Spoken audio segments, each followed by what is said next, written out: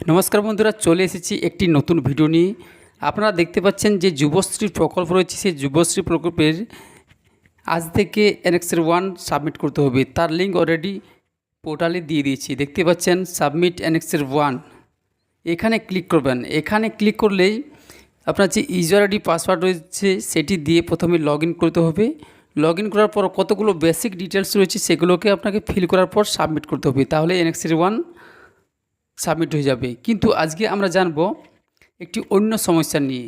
অনেকেই পাসওয়ার্ড ভুলে গেছে, ঠিক আছে, পাসওয়ার্ড ভুলে গেছে, অথচ যখন তারা পাসওয়ার্ড চেঞ্জ করতে যাচ্ছেন তখন কিন্তু পাসওয়ার্ড চেঞ্জ হচ্ছে না। পাসওয়ার্ড সম্বন্ধে অনেক সমস্যা হচ্ছে। পাসওয়ার্ড চেঞ্জ যখন আপনি করতে যাচ্ছেন আপনার ফোনে ওটিপি আসছে, ঠিক আছে, এবং ওটিপি সাবমিট করার পর লেখা আসছে যে আপনার ফোনে পাসওয়ার্ড পাঠিয়ে দেওয়া হচ্ছে, অথচ পাসওয়ার্ড আসছে না, পাসওয়ার্ড জেনারেট হচ্ছে না। তো কিভাবে আপনি সেই সমস্যার সমাধান করবেন সেটি আজকে এই ভিডিওর মাধ্যমে জানব। তো ভিডিওটির সঙ্গে থাকুন, ঠিক আছে।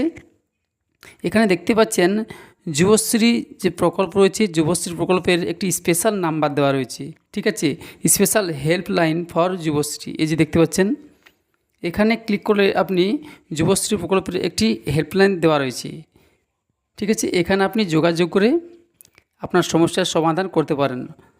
কিন্তু তবু আরেকটি প্রবলেম হচ্ছে, যখনই অনেক ক্ষেত্রে অনেক নাম্বার থেকে এই নাম্বারে আপনি যখনই কল করতে যাচ্ছেন তখনই কিন্তু ওখান থেকে একটি রিপ্লাই আসছে যে এই নাম্বারটি রেজিস্টার করা নেই, তাই কল লাগছে না।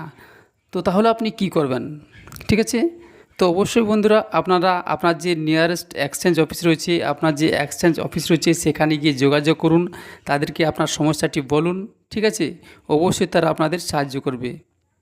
এই নাম্বার রয়েছে, এই নাম্বারে আপনি কল করে দেখতে পারেন। যদি না লাগে কল, তাহলে অবশ্যই আপনি আপনার নিয়ারেস্ট এক্সচেঞ্জ অফিসে যোগাযোগ করুন।